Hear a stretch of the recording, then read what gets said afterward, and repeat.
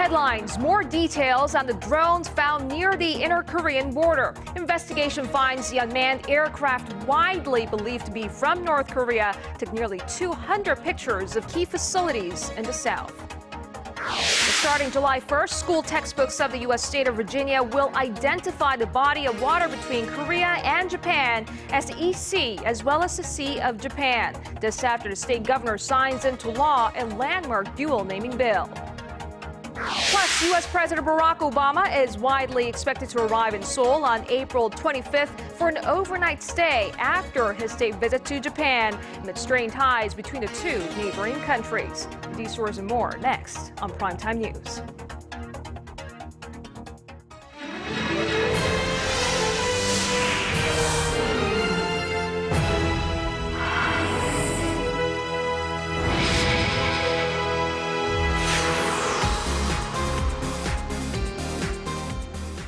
Good evening to our viewers in Korea, and hello to those of you who are watching from around the world. It's Thursday, April 3rd here in Seoul. I am Yoo Ji-hye. And I'm Sean Lim. Thanks so much for joining us.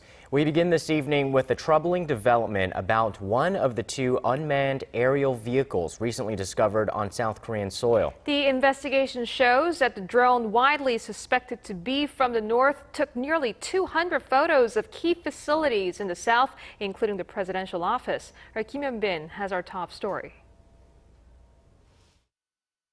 South Korea's defense ministry says one of the two unmanned aerial vehicles recently found crashed in the country had taken dozens of pictures of the presidential office of Cheongwade. The ministry believes the drone, which was found north of Seoul in the city of Paju late last month, malfunctioned and crashed as it was headed back to North Korea. They added that the aircraft had flown at one point over the presidential office for 20 seconds, and a Japanese-made Nikon camera attached to it took around 190 pictures. The resolution of the pictures was low, but the plane had a wireless transmitter embedded into it. That raised speculation that Pyongyang could have received the photos in real time. But the ministry said Thursday that's impossible considering the rudimentary technology and low frequency of the equipment. The South's National Security Council Standing Committee held an emergency meeting on Wednesday to discuss the recent discoveries and to come up with plans to prevent UAVs from infiltrating the nation's air defense network. A second UAV was found on Monday on the Baekneung-do Island, 1 hour after hundreds of artillery rounds were exchanged between the two Koreas.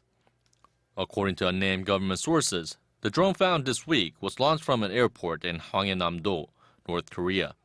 South Korea's defense ministry says it had detected the drone on radar and tried to shoot it down, but it crashed on the island after running out of fuel. The two drones recently found are capable of loading up to 1 kilogram of explosives or chemical weapons. Kim Hyun-bin, Arirang News. The North hasn't just been stepping up its military maneuvers in recent weeks, but also its rhetoric and a warning of a fourth nuclear test. So will they follow through? Our Hwang Sung-hee looks into the possibility. Just days after President Park Geun-hye laid out her plans for bringing the two Koreas together, the North launched verbal attacks and escalated military tensions on the Korean peninsula.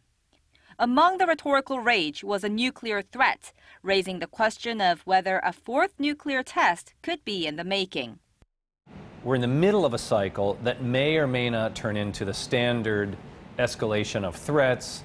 Small rocket launches, we're sort of there. Does it continue on to a nuclear test? I don't think it's clear they're going to test, but we could be on the way. In the past, North Korea has shown a similar cycle of events leading up to its nuclear tests, beginning with a long-range rocket launch, a UN Security Council resolution, warnings of a nuclear test, and then the actual test. If history does in fact repeat itself, the North would conduct its fourth nuclear test sometime this month. Plus, North Korea has a lineup of events in April, like Kim Il-sung's birthday on the 15th, which is usually an occasion for the communist regime to shore up internal solidarity. A planned visit to Seoul by U.S. President Barack Obama in April and the ongoing joint military drills between Seoul and Washington are among the reasons for the North's recent outbursts. Some say that once the exercises end later this month, the tensions will also die down. Could there be, on the other hand, Could there be talks between South Korea and North Korea after the military exercises? Yeah, I could see that happening. Despite the differing analyses of satellite images of North Korea's nuclear test sites, most experts agree that for the communist regime, it's merely a matter of choice, not capability, when it comes to conducting another nuclear test. Hwang Sung-hee, Arirang News. U.S. President Barack Obama is expected to visit both Korea and Japan later this month amid strained relations between Seoul and Tokyo over historical and territorial issues. Our Tucson says the American leader is most likely to arrive in Seoul on April 25th. U.S. President Barack Obama is expected to visit Korea for 2 days from April 25th to the 26th. During his fourth visit to Seoul as U.S. President, Obama will reaffirm the Seoul-Washington alliance and assess the implementation of the 2-year-old Korea-U.S. Free Trade Agreement with President Park Geun-hye. Amid Pyongyang's recent firing of missiles and its threat of a new form of nuclear test, North Korea-related security issues will likely dominate talks between the two leaders. Ahead of President Obama's trip, top nuclear envoys from South Korea, the U.S., and Japan will meet in Washington next week. The meeting is a follow-up to President Park's summit with her U.S. and Japanese counterparts on the sidelines of last week's nuclear security summit in The Hague. Before coming to Korea, President Obama will make a state visit to Japan starting on the 23rd. Sources in Washington say the U.S. has added a day to the president's Tokyo itinerary after Japan said 2 days wouldn't be enough to make Obama's state visit more meaningful. The last U.S. president to make a state visit to Japan was Bill Clinton in 1996. The Washington-Tokyo alliance and their negotiations for a 12-member Trans-Pacific Partnership free trade deal are likely to come up during President Obama's talks with Japanese Prime Minister Shinzo Abe. But there's a greater attention towards how Obama will address relations between Washington's two main Asian allies, strained from Japan's denials of its imperialistic aggressions. The U.S. president will also visit the Philippines and Malaysia. Choi Yu-sun, Arirang News. The governor of the U.S. state of Virginia has put his signature on a landmark bill that will change the way students in the state learn how to name the body of water between Korea and Japan. It's largely thanks to a persistent campaign launched by a Korean-American group, which now hopes the movement will spread to other states. Connie Kim has the details. From here on out, when students in the U.S. state of Virginia learn about the body of water that separates Korea and Japan, they'll learn to call it by two names, the EC and Sea of Japan. The Voice of Korean Americans says Virginia Governor Terry McAuliffe has signed into law a landmark bill on the EC name. McAuliffe's approval was long anticipated as he was believed to be against the bill, at least initially. The law that takes effect on July 1st requires all textbooks in the state Virginia to identify the body of water by its Korean name, the EC, and its Japanese name, the Sea of Japan. The Japanese government had put in massive lobbying efforts to block the EC bill from getting approval. The campaign started with the Voice of Korean Americans. It says the name Sea of Japan is a cruel reminder of Japan's imperialist past, as the name was registered when the Korean peninsula was under Japanese colonial rule. Virginia is the first U.S. state to pass such a bill, and it'll likely have implications on other states in the U.S. 7 states currently use the same textbook as Virginia. Connie Kim, Arirang News.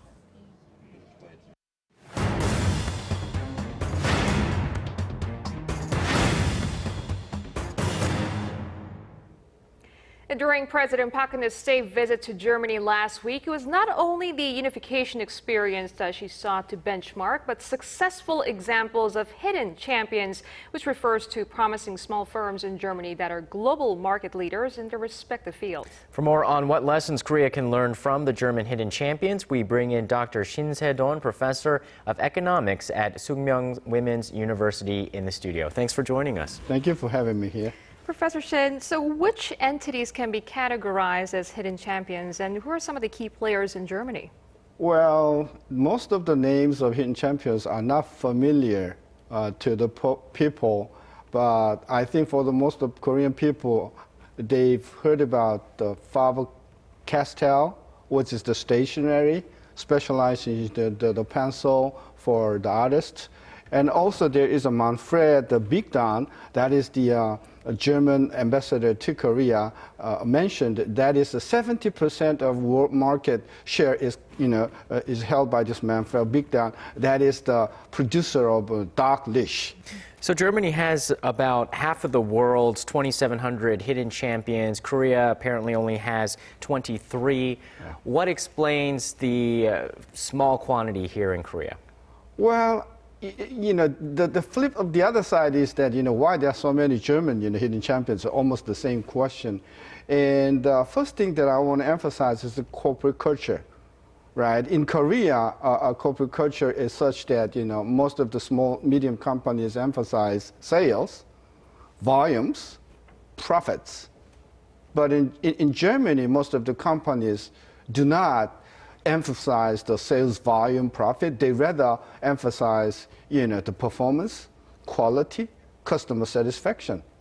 So what strategies or practices can Korean firms learn from the German hidden champions, and what can the government do to support them? Right. The important thing that we learn from German, hidden champions, first, as I emphasized, it's a cultural one. So the culture cannot be developed by the support of the government. So culture is the thing that industry themselves to develop over a long period of time. So first thing that Korea should do, especially in the SMEs, is that they have to change slowly the corporate culture. That's the first and most important thing. And second thing is, if you look at the German industry, there's a very typical educational system in the sense that majority of junior high school students don't go to, don't target their final goal into getting into a college. They rather, majority of the junior high school students choose going into a vocational school. Here in Korea, there's a huge power asymmetry between small firms and the large conglomerates. Right. How do the hidden champions in Germany survive among the really big heavy hitters? That was really interesting question. The chancellor in Germany asked President Park about, they were curious about our conglomerates, and we were curious about hidden champions in Germany. So I think some good side, there's a good side of, the jabal, and the Germans are interested in learning about, how Korea was able to develop a huge, jabal sport. So Germany is trying to learn to develop javelin of their own. In Korea, we want to imitate, hidden champions. So I think, we have to remember that, the culturing hidden champions take a long time. I see. Interesting point there. Thank you very much. That's all the time we have for now. But Professor Shin, thank you very much for joining us this evening. If everything goes according to plan, Korea will have a leaner fighting. The President Your gateway to the day's biggest stories in Korea and around the world.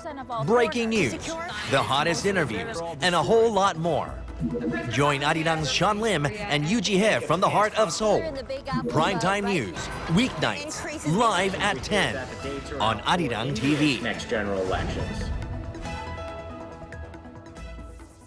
China has unveiled a package of measures to support its economy over fears that a slowdown will threaten the country's growth target of 7.5% for 2014. The first stimulus measures proclaimed by the government this year include increased railway spending and offers of tax relief to small and mid-sized firms. Authorities will create a development fund of up to 300 billion yuan, or $48 billion a year, to increase sources for rail financing. Bloomberg says the world's second largest economy grew 7.4% last quarter from a year earlier. And it's not just Beijing that's concerned about China's economy. Korea has one eye firmly fixed on the economic slowdown there. Seoul's finance minister called on policymakers to prepare to deal with any market instability. Arirang News' Hwang Jie has the details. During a meeting with fellow policymakers on Thursday, Korean Finance Minister Hyun Oh-seok expressed concerns of possible risks stemming from the slowing Chinese economy. Hyun said the government will closely monitor China's economic conditions to minimize possible effects from the slowdown, which could bleed into global financial markets. Citing the Chinese government's drive to boost domestic demand, the nation's top economic policymaker emphasized a shift in export strategy. Korea's main export items to China should change from parts to consumer goods. And in the long term, the Korean economy should be able to deal with the slowing Chinese economy by seeking economic reforms. In a separate issue discussed at the meeting, the Korean government laid out plans to become the world's 5th power nation in terms of overseas construction by 2017. Korea currently ranks 6th in the field, and construction contracts secured by Korean companies are expected to top $70 billion this year. Turning the nation's overseas construction into a higher value-added business is one of the key tasks in the government's 3-year economic innovation plan. To foster the construction sector, Hyun pledged financial support for small and medium-sized companies and also promised to build a foundation for research and development catered toward overseas construction businesses. Hwang Ji-ae, Arirang News.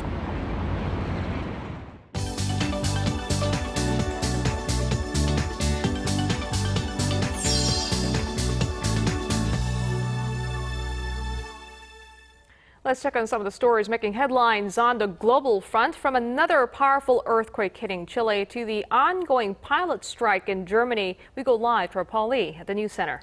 Paul, let's start with the deadly quake in Chile. We hear a second major tremor has prompted another round of tsunami alerts along the coastline. And so how does this quake compare to Tuesday's? Well, just one day after being hit with a strong magnitude 8.2 earthquake, Chile was rocked by a major aftershock measuring 7.6 on the Richter scale. No additional damage was reported, but it has people in the South American country wondering how much more they can take. Our Kim Ji-yeon reports. A magnitude 7.6 aftershock shook the coast of Chile Wednesday evening, one day after an 8.2 magnitude quake in the same area killed 6 and damaged thousands of homes. The aftershock was centered about 40 kilometers southwest of the mining port city Iquique, 10 kilometers beneath the ocean floor. A tsunami warning was initially issued for Chile and Peru, but has since been lifted. This was the strongest of some 140 aftershocks that followed Tuesday's quake, but so far there have been no reports of any significant damage. Experts credit the preparedness of the Chilean government and its people for the low death toll. Chile isn't the only nation feeling the effects. Panama recorded a magnitude 5.8 quake near the Costa Rican border Wednesday. Although no damage was reported, some schools and hospitals were evacuated as a precaution. And as far as Japan, small tsunami waves washed up on the northern part of the island on Thursday morning, the remnants from the magnitude 8.2 earthquake in Chile a day earlier. And as for the damage in Chile, it's still too early to determine how high the total will go, but early estimates are at around $30 billion. Kim Ji-yeon, Arirang News.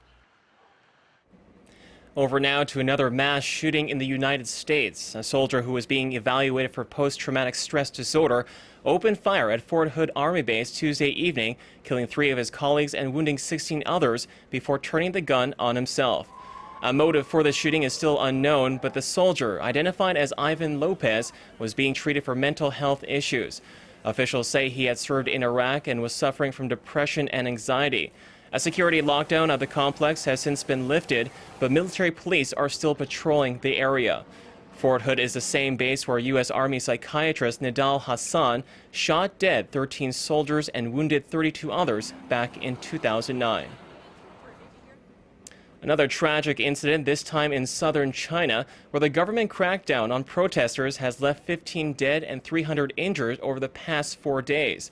The Taiwanese media outlet Liberty Times says that the fatal clashes erupted in the city of Maoming in the Guangdong province.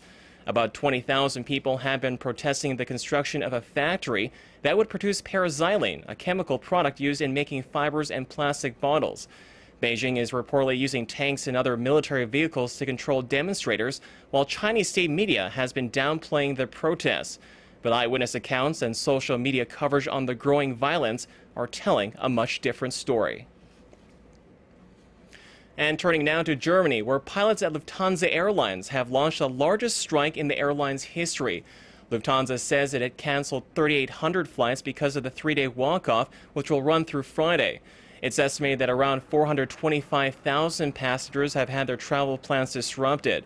The country's flagship carrier warned its customers of the strike and is helping people book flights on other airlines. The action is likely to cost the company tens of millions of US dollars. The pilots' union is likely demanding for the reinstatement of an early retirement deal. Lufthansa says it will be willing to resume negotiations if the union can come up with a better offer. That wraps up our look at international stories making headlines around the world. I'll see you back here tomorrow night.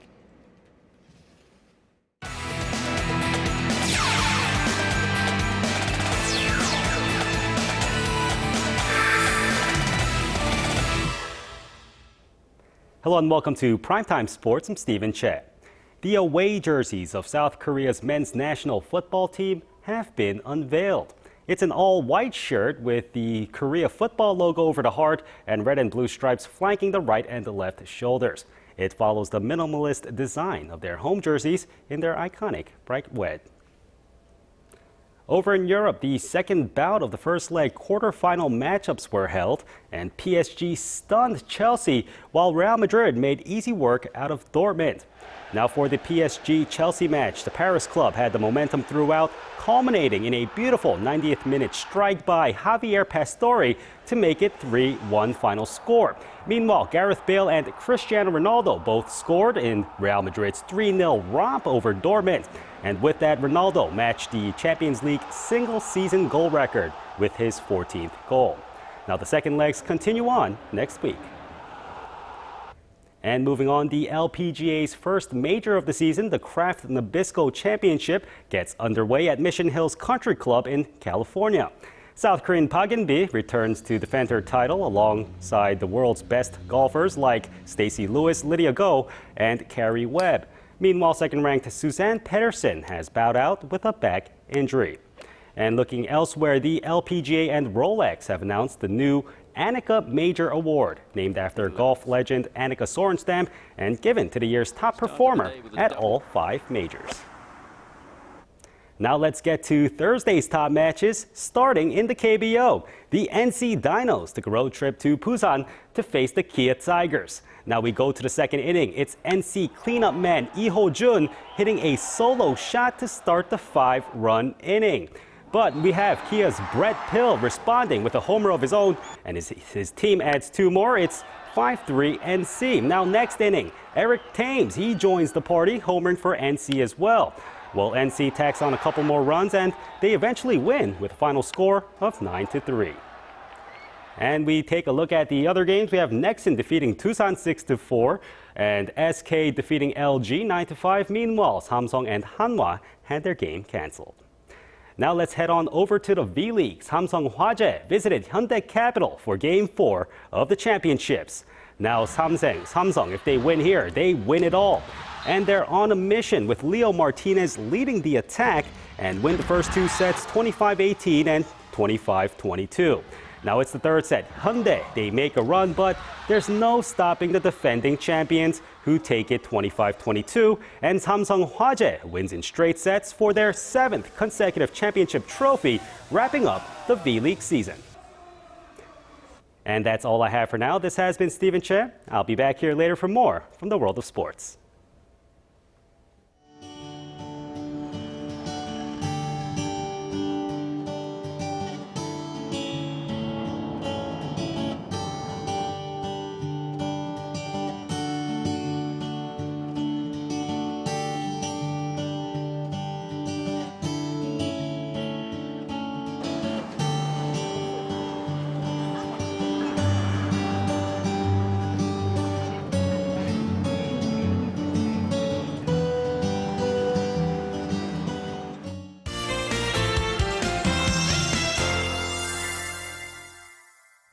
Let's get a check on the weather with our Kim Bo-kyung, who joins us here in the studio. All right, Pok-young, so I understand that we're in for a cold snap tomorrow. Tell us more. That's right, guys. Tomorrow morning, make sure to dress accordingly when heading out because it's going to be cold. It has stopped raining here in Seoul and it feels chilly due to the cold, strong winds. A heavy snowfall watch has been issued in some places. The mountains of Gangwon-do province may get 2 to 7 centimeters of snow, and the mountains of Gyeongsang-pukdo province 1 to 3 centimeters. After today's showers, we are in for a cold snap. Tomorrow, Seoul will starts off the day at 3 degrees, which is about 3 degrees lower than the seasonal average. And the chilly weather will continue through next week when daytime highs will jump back to the low 20s. Currently, the nation is under the influence of a low pressure system, which is why it is still raining in some regions. Later tonight, some parts of the central regions could get light passing showers, but it will be less than 5 millimeters. Otherwise, tomorrow will be a clear day in most parts of the country. Moving on to Friday's readings, Seoul tops out at 12 degrees, while Daegu and Busan reach the mid-teens. As for other regions, Daejeon and Jeju make it to 12 degrees, and morning showers are forecast in Dokdo and will get up to 7 in the afternoon. Guys. Thanks, Pok-young. And that's our broadcast on this Thursday night. I'm Yoo Ji-hae in Seoul. And I'm Sean Lim. Thanks for watching. We'll see you soon.